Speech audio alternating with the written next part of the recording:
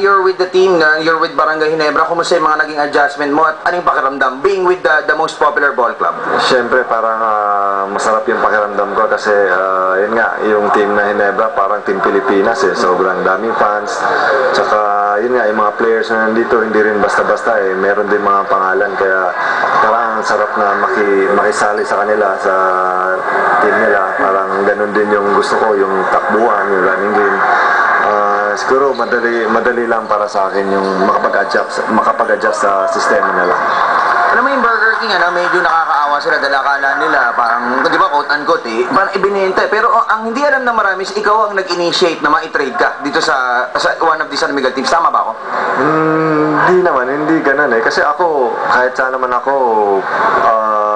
kahit saan ako palaruin, okay lang naman sa akin Pero siguro yung mga management naman, yung ang pagkakalam ko yung management yung nag-usap-usap. Siyempre ako, empleyado lang naman ako, wala naman akong right na gusto ko magstay pa doon.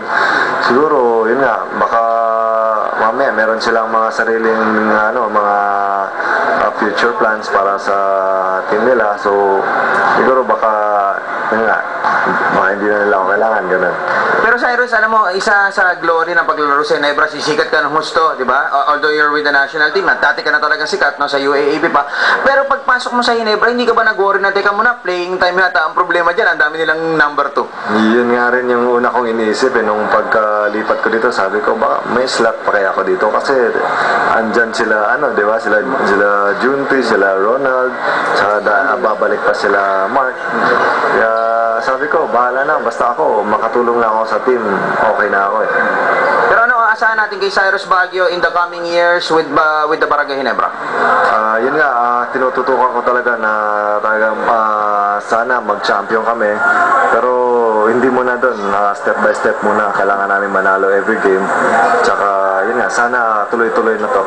Ano may contribute mo first conference mo sa Barangay Ginebra? Ano may contribute mo towards yung goal na makapasok kayo sa direct direct dun sa semi-final?